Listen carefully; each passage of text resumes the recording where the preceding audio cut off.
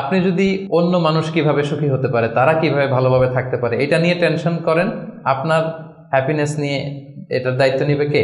কাউকে দান করেন, চ্যারিটি করেন, ডোনেশন করেন, এটা করার পরে যে কি সুখানুভূতি, অনুভূতি কি আর বোঝানো যায় না? ওটা অনুভব করতে হয়। এটা আপনি অনুভব করবেন এবং যারা আপনারা এটা করেন নিশ্চয়ই অনুভব করেছেন। তো এটা যদি আমাদের মধ্যে থাকে, এটা আপনাকে হ্যাপি করবে।